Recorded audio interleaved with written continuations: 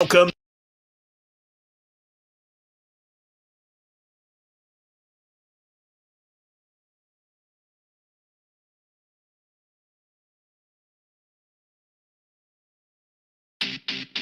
Welcome to the Matt Schneidman Show. Matt's awesome. Everybody loves and respects Matt. Follow Matt on Twitter and Instagram at Matt Schneidman, or use the talk and text line at 1-414-799-1973. If I'm in this crummy situation, let's make content out of it. The Matt Schneidman Show is presented by Potawatomi Sportsbook, a new era in sports betting. Never go corporate, always go local. Now with Doug Russell. Doug, that's why you need to focus and you do everything that we say. Here's Matt Schneidman on the game. I think me and Matt have a much better feel for each other. Matt Schneidman Show Week 3 here on Monday, August 19th. Bear with me as I get over a little bit of a cough. Doug and I both with fresh haircuts this week. Nice. Yeah, very good.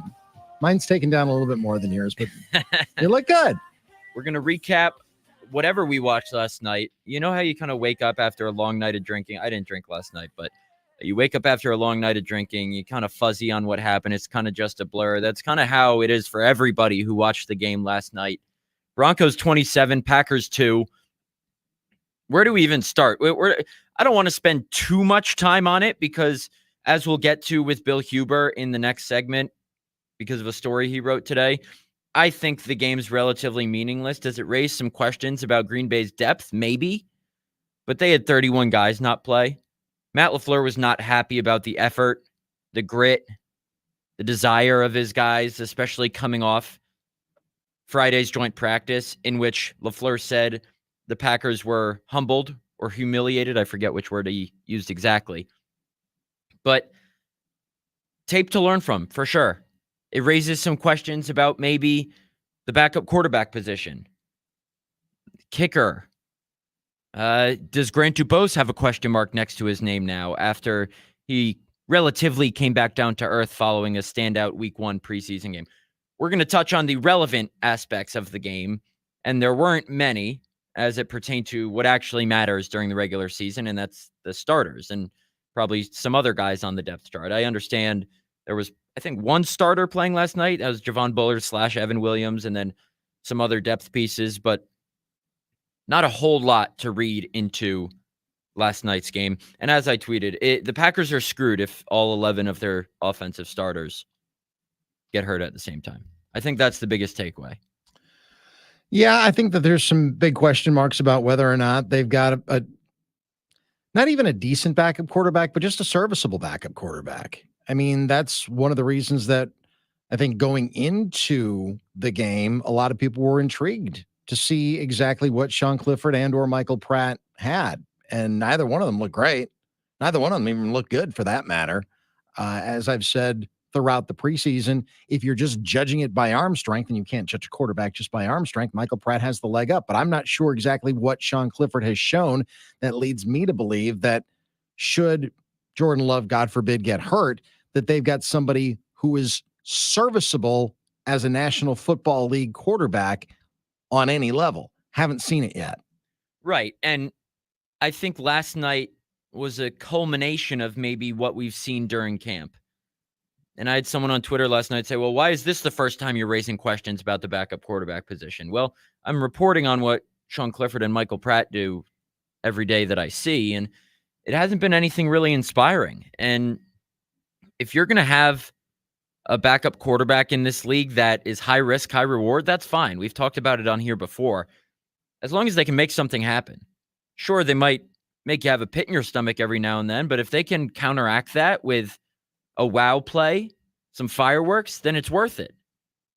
That's why Matt LaFleur always brings up the example from the Bengals preseason game last year where Sean Clifford throws the pick six, then comes back and leads a scoring drive. With Clifford this preseason, there have been some turnover issues, and just watching him in camp, just thinking, there haven't been that many like wow plays. He can throw a nice ball sometimes. He can get out and run for 10 yards like he did yesterday to convert that 3rd and 10. But I don't know if he can go in and like make something happen right now. And with Michael Pratt, I know people were calling for him during the first half yesterday. Then he goes in, throws a couple passes into the defensive line and loses a fumble, trying to step up in the pocket. with him, it's like when Jordan Love was a rookie, Packers weren't comfortable making him the backup. That's why they kept Tim Boyle on the 53. Mm-hmm. Now, I understand Sean Clifford was the backup last year, and he was a rookie 5th rounder, so they were quote-unquote comfortable making him the backup, but they didn't really have another choice on the roster.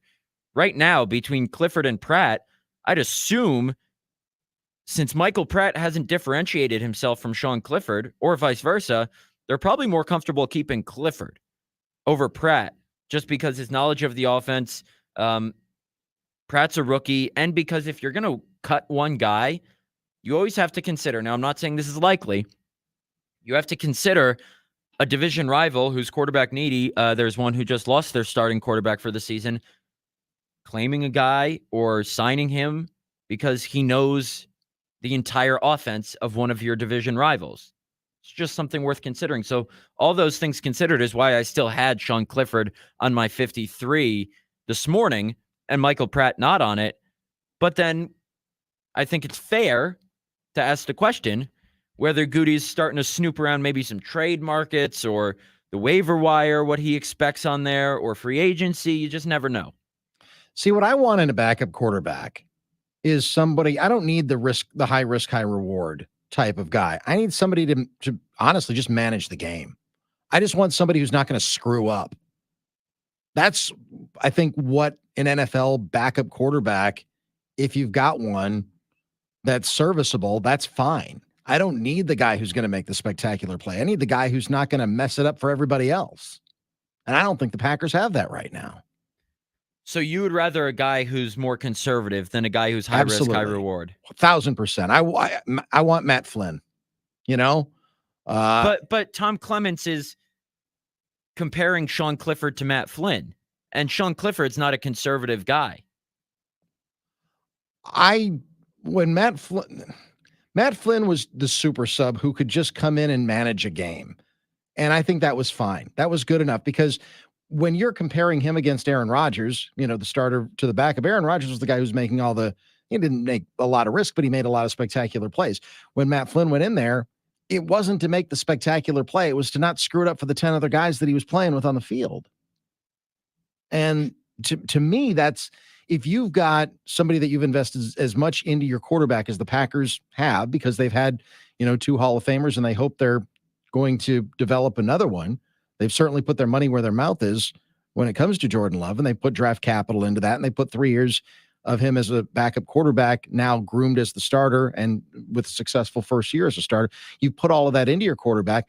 I don't need a risk reward guy. I just need somebody who can hand the ball off and maybe do a dink or dump throw every once in a while, just to give the defense a chance to give the offense a chance. That's what Matt Flynn did. I know he threw 6 touchdowns in week 17 against the Lions. That was a fluke more than anything. But what Matt Flynn did is he did just enough to give the Packers a chance. And that's all I think you can ask for a backup quarterback. I don't need the risk reward. I should clarify. I think Tom Clements was more comparing Sean Clifford to Matt Flynn in the sense that they're a gamer, maybe not the risk part of it. But okay. I think that's fair. You could go either way. It's just a preference with a backup quarterback. And I guess we'll see what the Packers' preference is. I think there is still some risk with both Pratt and Clifford, and neither guy has proven capable of just going in there and getting the job done really yet. And the fact that Clifford, the second-year guy, has not yet differentiated himself from Pratt might in itself be concerning for the Packers. So that's one position that doesn't really have much clarity. I should say position battle that doesn't have much clarity because they obviously know who the starter is. Another one that still kind of remains in the gray area, but I think we have an idea of where it's going is kicker. Greg Joseph got off to a really good start to camp, and now he and Anders Carlson have both missed the same amount of field goals during camp. And again, I don't count extra points during preseason games as field goals. There were not any yesterday. There was only 1 field goal attempt, and Greg Joseph almost hit it into the tunnel, wide right from 47 yards.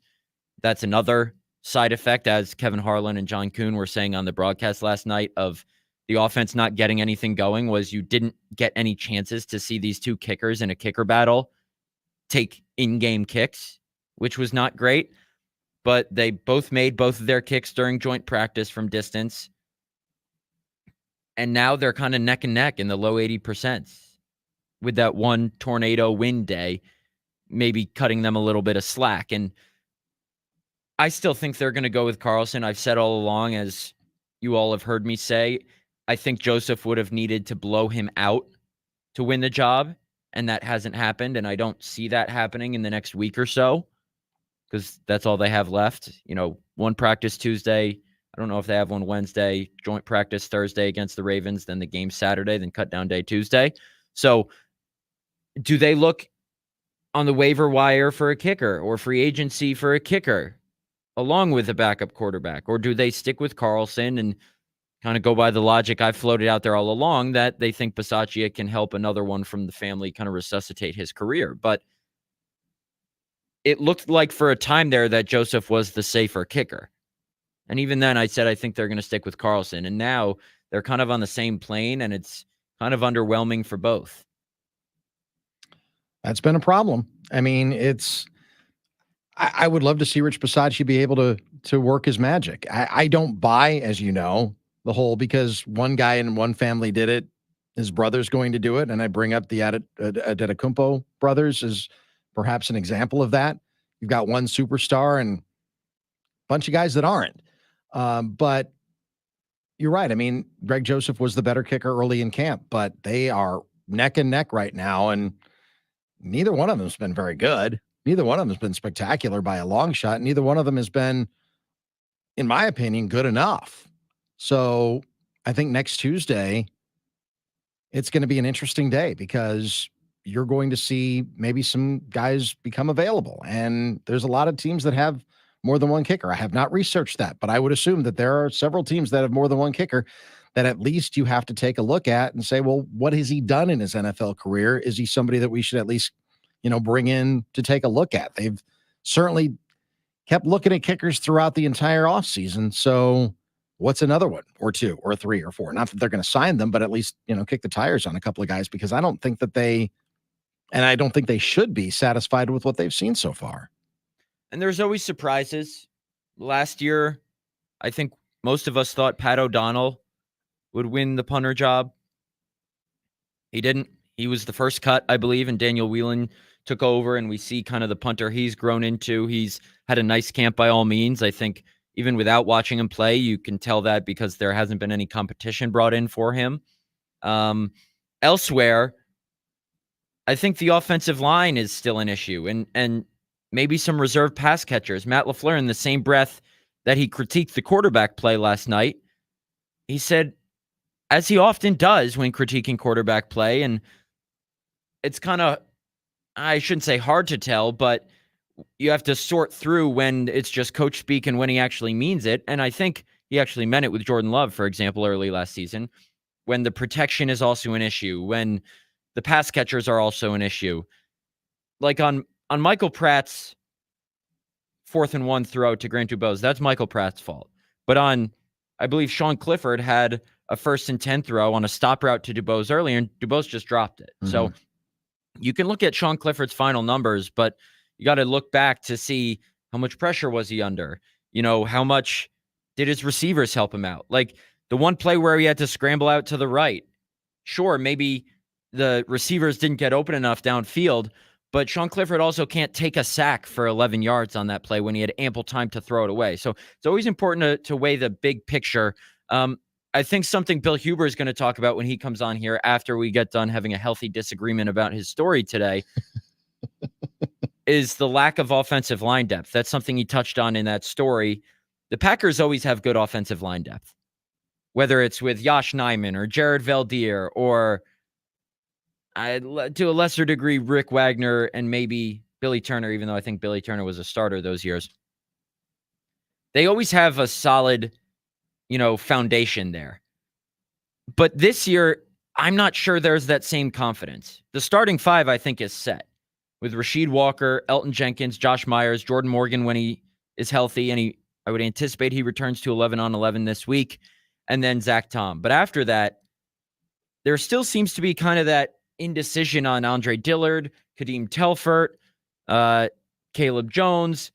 Like, in yesterday's game, there were different starters. And then there was Travis Glover. I said Lucas Glover when I was on with Heller earlier. He's a golfer. Right. Yeah. He is. There's Travis Glover. And I don't know if they're just trying to get guys different looks, but if they're still not sure on kind of the pecking order there, they got to get it figured out quick, because where have we seen a lot of short or long-term injuries over the years with the Packers? On the offensive line. Keeping your $220 million man upright is of paramount importance. And if you can't find some solid depth pieces there, then you might be in trouble. And right now, like I've said a million times before, your swing tackle is your left guard. If Rasheed Walker or Zach Tom go down, Elton Jenkins is going out to tackle, and Sean Ryan's coming off the bench to play left guard. Beyond that, Kadeem Telfort, Jacob Monk, maybe Andre Dillard or Caleb Jones. Is Royce Newman going to make the team? Travis Glover? Like, you got to see something. And I don't know if the Packers have yet.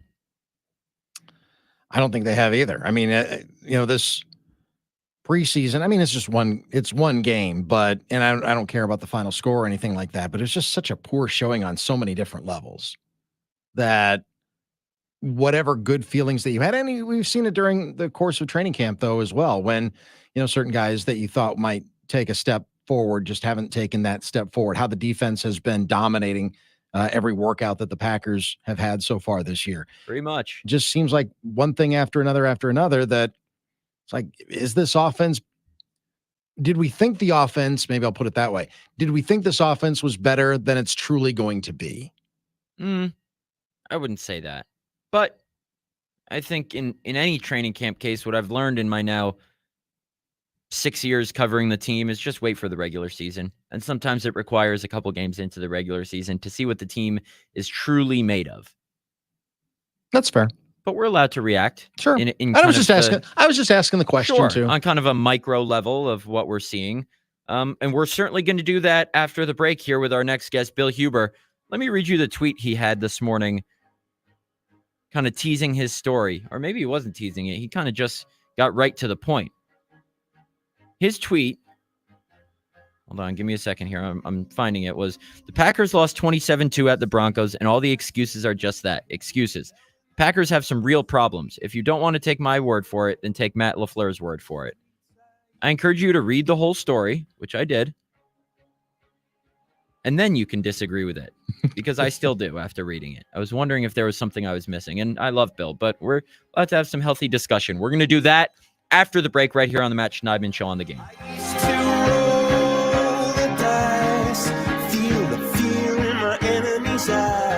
Listen as the crowd would sing.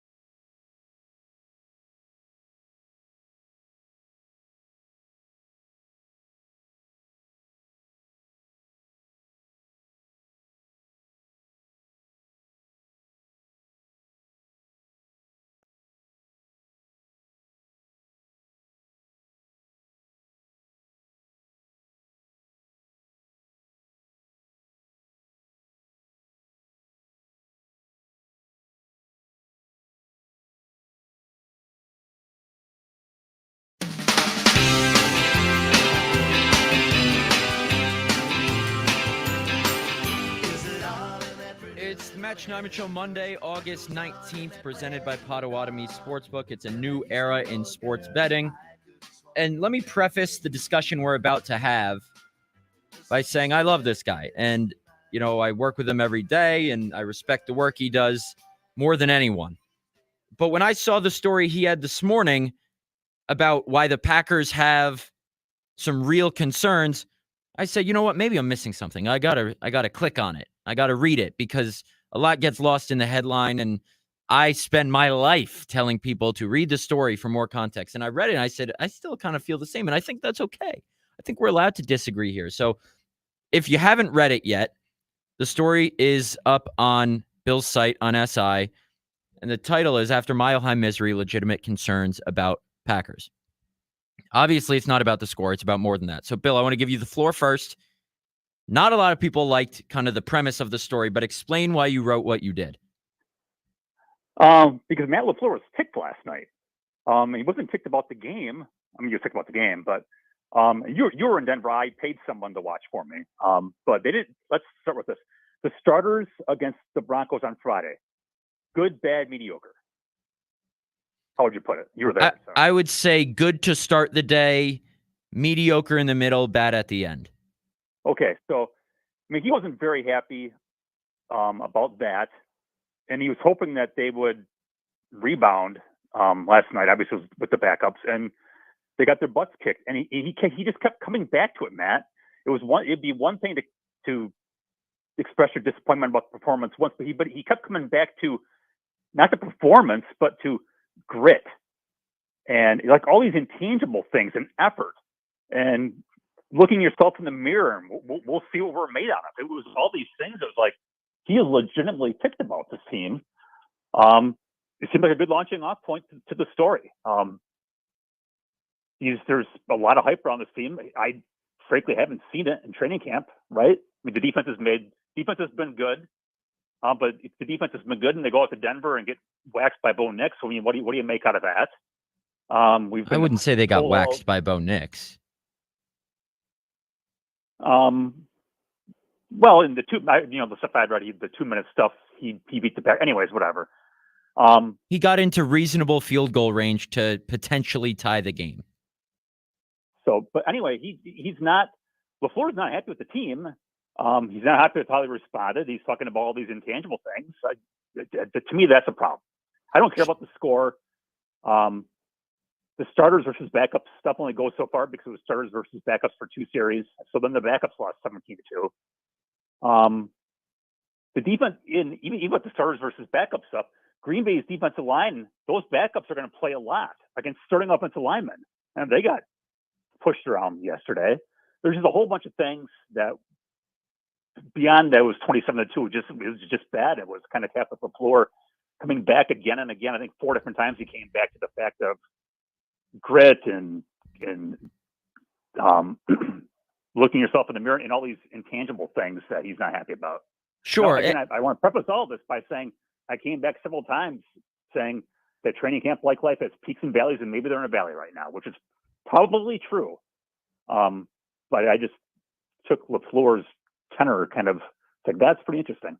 Sure, and I totally get that. And I think we can tell when Matt LaFleur is really ticked off. My main disagreement or question, rather, is sure, he's upset with how the backups bounced back, but how does the team have the starters didn't get a chance to bounce back? I understand some guys who played last night are going to have to play significant snaps during the regular season. Kingsley Enagbare, Evan Williams, Javon Bullard. I would say Javon Bullard / Evan Williams was the only of 22 starters on offense and defense who played last night. But Eric Wilson too, but yeah, your point is the same. Well, yeah, if you're in base, I would say. But if you're in nickel, it'll be Keyshawn Nixon, McDuffie, and Quay, who all didn't play. My question is, how is what we saw last night,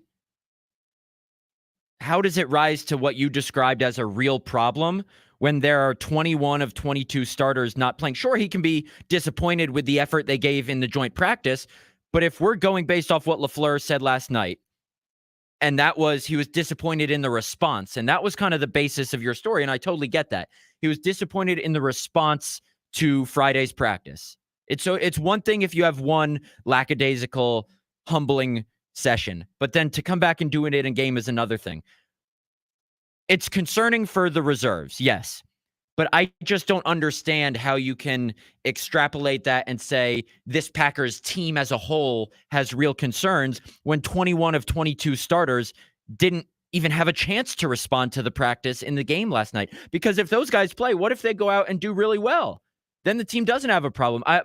My thing is, I think it's unfair to paint that this team has a problem as the whole team, because LaFleur wasn't referring to the starters last night on either side of the ball. He was referring to the reserves. And sure, you can say this team has some depth issues. That's fine. But to say that the team as a whole has some real concerns, I just didn't understand that part. Do you see where I'm coming from? No, I totally get it, right? And I figured that was going to be the question.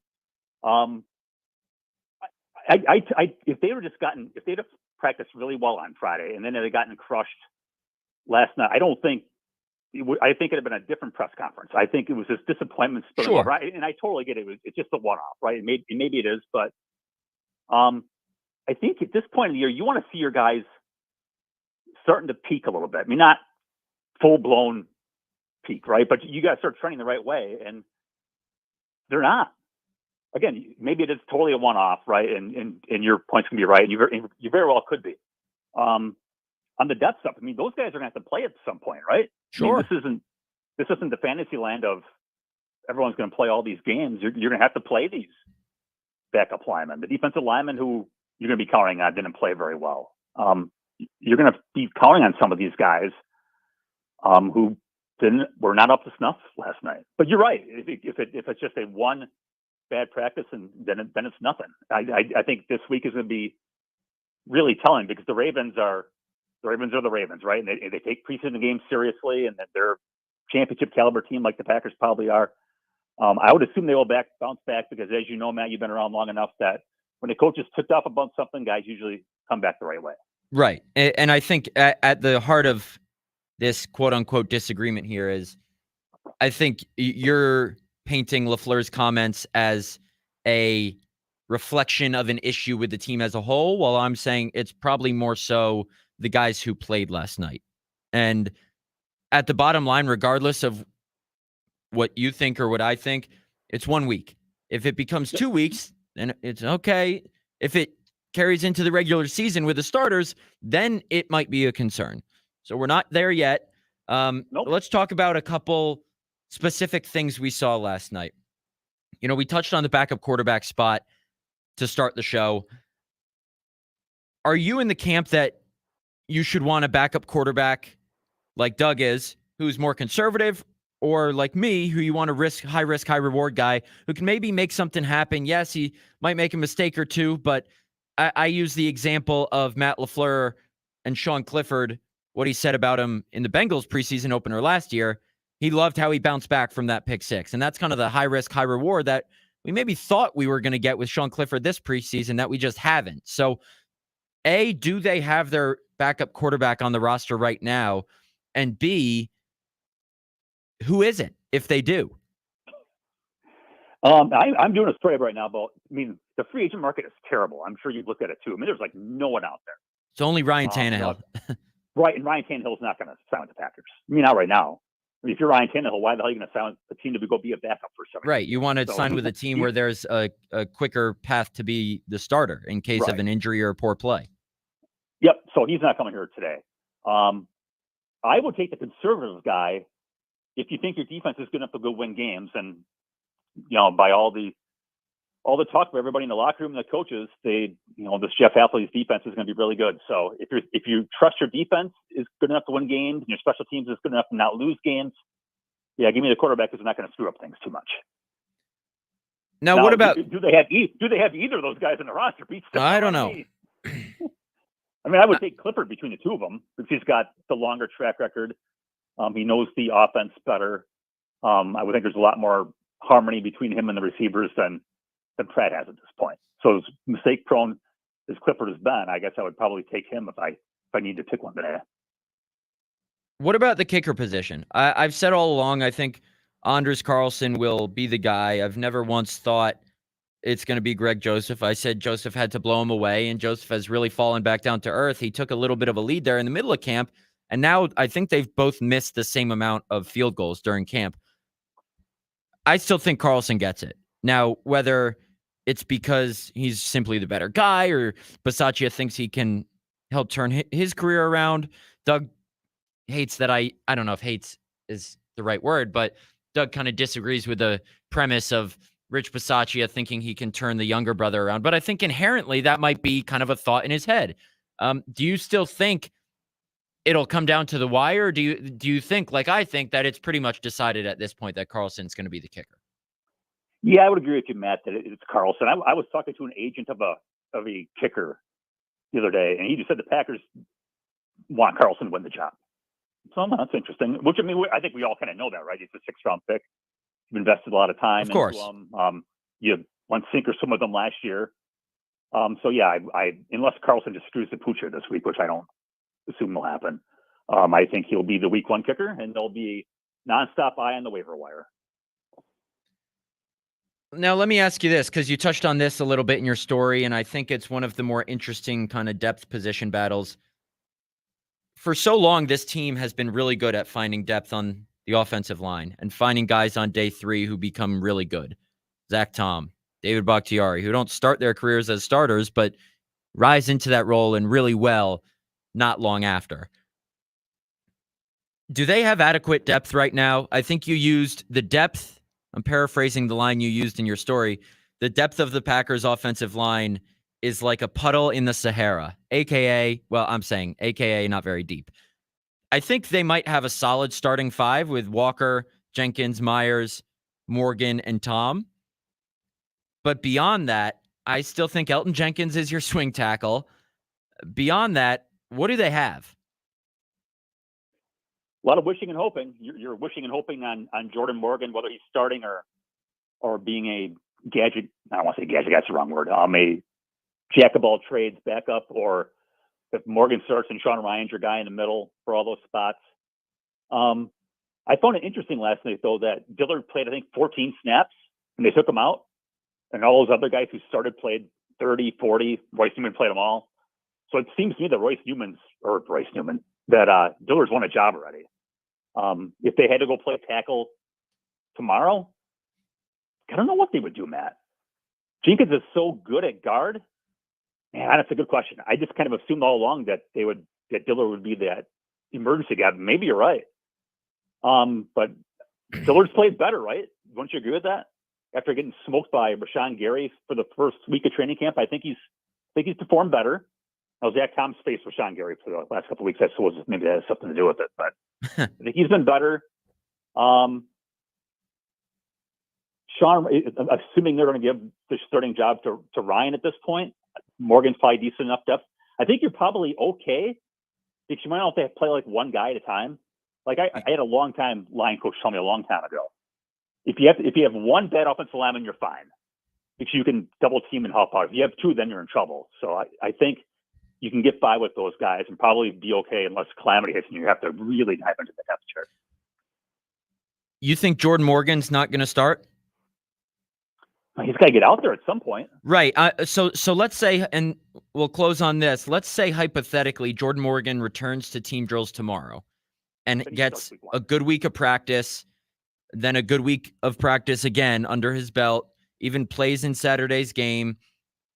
I think that's enough time to ramp him up. I think the Packers want Jordan Morgan to start at right guard. And like we've discussed before, Jordan Morgan was the one playing one position. It's Sean Ryan who's playing at all different ones. He played at center again last night. And what did Adam Stenavich tell us? He said, if you're going to be a backup, you need to play multiple positions. So I think they want Morgan to be the right guard and Sean Ryan to be kind of that 6th guy.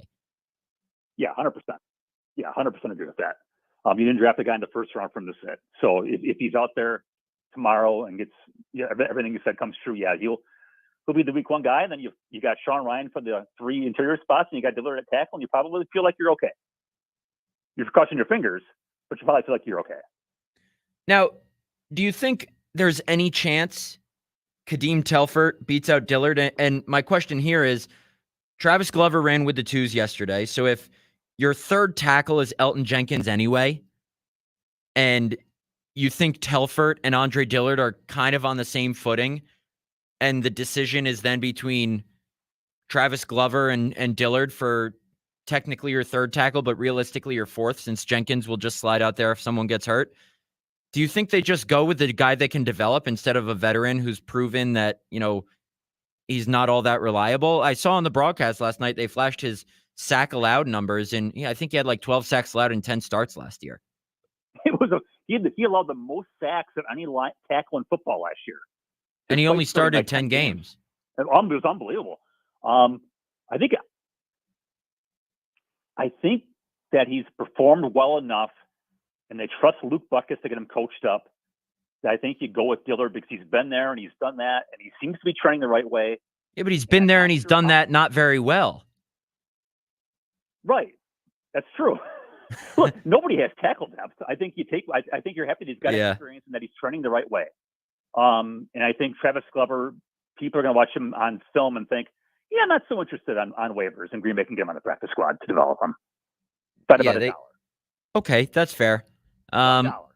It's always interesting this time of year to try and project these things. I'm really excited for the joint practice this week, having the Ravens come into town. That Jair-Lamar Jackson matchup should be fun.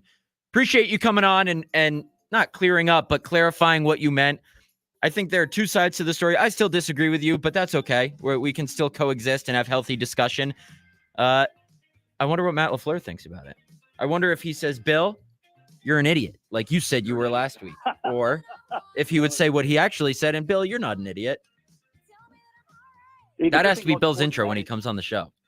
Bill, you're an idiot? The thing about sports is you can disagree. I mean, what fun is agreeing and everything? That'd be stupid.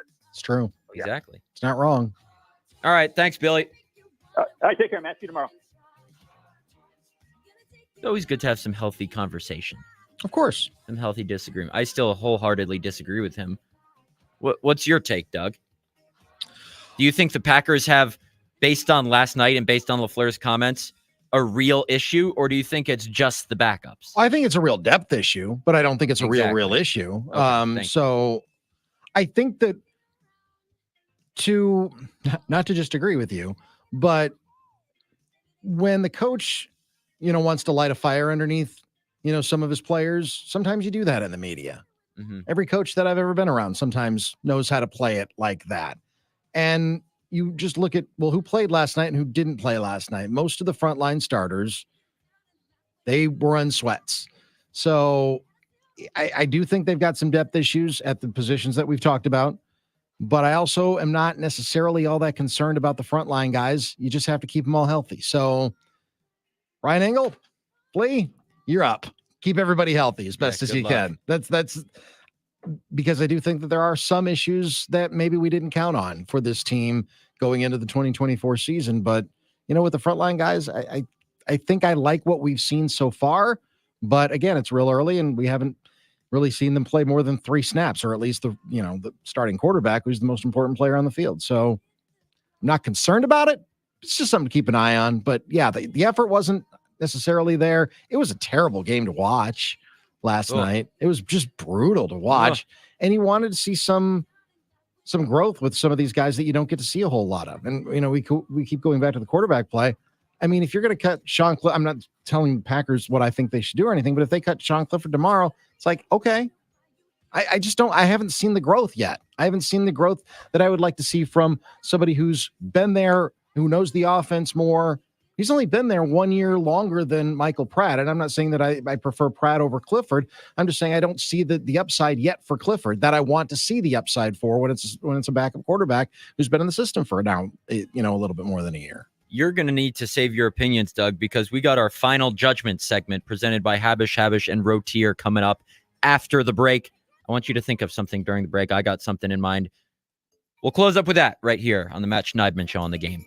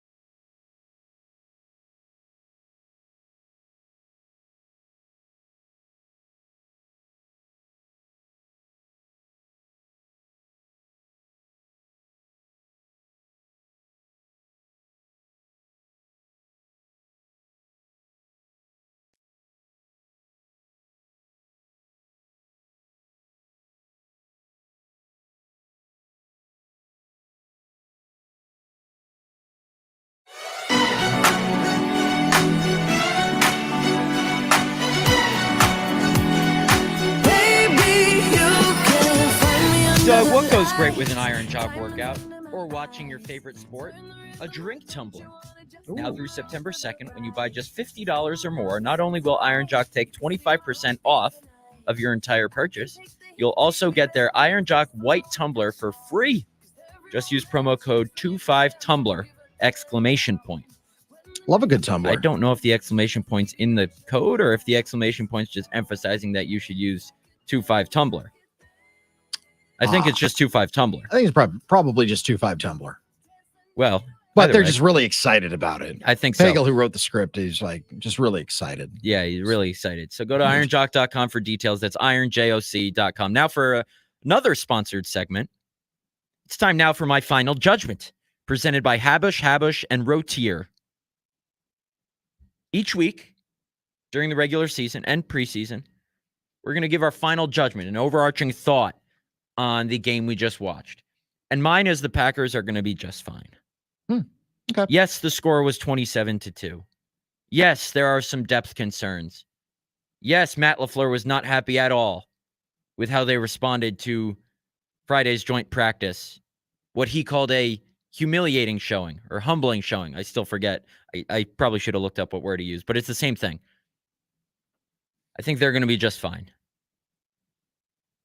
I think it's unrealistic to expect this Packers team to just pick up right where they left off at the end of last season and continue on that ascension. Like Bill said last segment when he was on with us, there's going to be peaks and valleys. Just because they started last year slow and then got better doesn't mean they won't start this year slow and then get better. Sure, there's probably less of a likelihood since they're in year 2, but the season's not always going to follow a linear path. It never does with any team. It's a longer season than people think. It is. And I think they're going to be just fine. I don't think 1 week of the preseason, 2 underwhelming days reflects what will happen in the regular season. Now, like I said, if it becomes 2 weeks and 3 weeks and into the regular season, then we can start talking about, all right, what's going on here, especially with the offense. I think I think they're going to be just fine. I think I saw on Twitter, I forgot who wrote it, but somebody wrote, and I agree with it. I can definitely say that the Broncos starters are better than the Packers backups. Oh, yeah. Yeah, I would say so. I think that this team's going to be okay with all the things that we've already said about depth issues and all of the things that kind of go into that. You hope that this team stays healthy, but then again, that's your hope for every team that you're a fan of. Every team that you hope does well. You need your quarterback to stay upright because from 95% of the time that Aaron Rodgers was the Packers quarterback, the saying in Green Bay was, as 12 goes, so go the Green Bay Packers. If you've got 12 on the field, you've got a chance. And by and large, that proved to be pretty true for most of the time that he was the Packers starting quarterback. And I would say the same thing is true with Jordan Love. If Jordan Love is on the field, you have a chance. I mean, he hasn't ascended to Aaron Rodgers status yet by a long shot. He's a long ways away from that. The early returns are good, but that's just exactly what they are. They're early returns. But I would say for most teams around the NFL, if your starting quarterback goes down, you're probably going to be in some trouble. And maybe it's a little bit more glaring because we're paying more attention to the Packers' backup quarterback woes right now. But yeah, I would say that's probably true of just about anyone. If your starting quarterback's going to go down, you're probably going to suffer for that. Probably. I think those are a couple fair final judgments. Doug's final judgment in one sentence. Oh, I was going to do Oh, you haven't done yours I yet. haven't even done mine yet. I thought yours was that the Packers are screwed if Jordan Love goes down. Well, that can be one of them.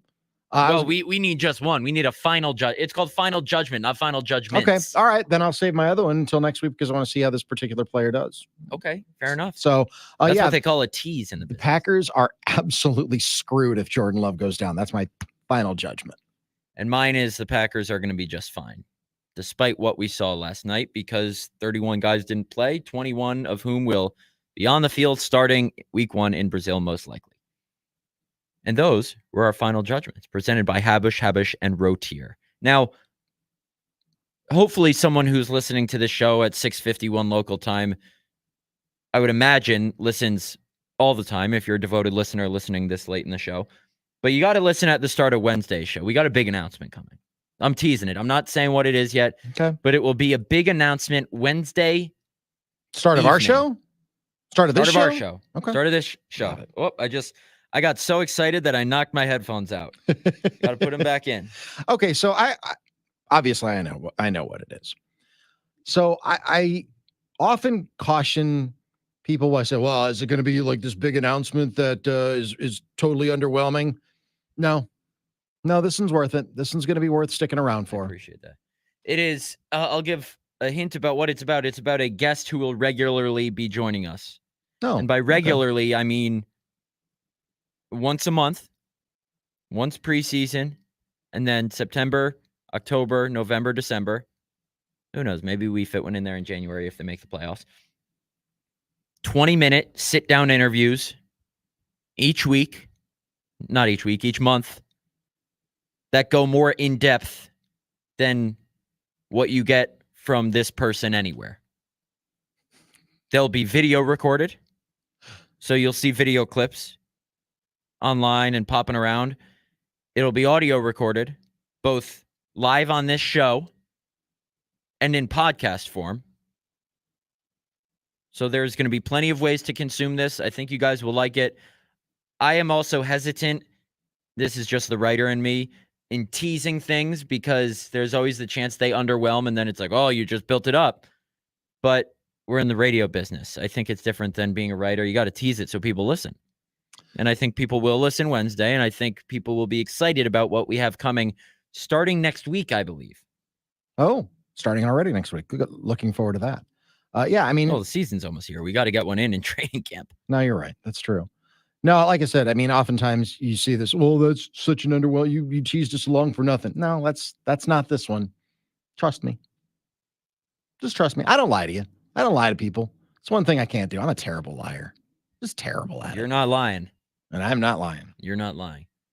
And if it does underwhelm, then we'll give you your money back. The money that you're not paying to watch this show. That's what I say. We'll have to pay for the podcast that's coming up. Money. It's a money. Every night is a money back guarantee. If you don't like it, we will refund the exact amount you paid to watch us. Exactly. Which is zero. Correct. But we do appreciate everyone who watches and tunes in and listens wherever they listen or watches wherever they watch. It really means the world to me. There's nothing more that I enjoy than people coming up to me in public. And it happens more than you would think, despite a person of such little importance like myself. Hey, love the show. Watch the show. Love you and Doug. I guess more people listen to radio than I thought before I got into this. I hope so. I mean, I kind of made a career out of it. And you're still in it. So I'm that still means in it. Enough people are listening. I've been doing this for a few decades now. Well, we're starting week 3 of year 2 of this show. Tomorrow might be a little dicey at the beginning since Packers moved back practice to 2:30. So I might be a little bit late to the show coming out of the locker room. But we'll still have a show. Okay. And I will be on it for the vast majority of it. And we'll be back Wednesday. Thursday, joint practice against the Ravens here in Green Bay.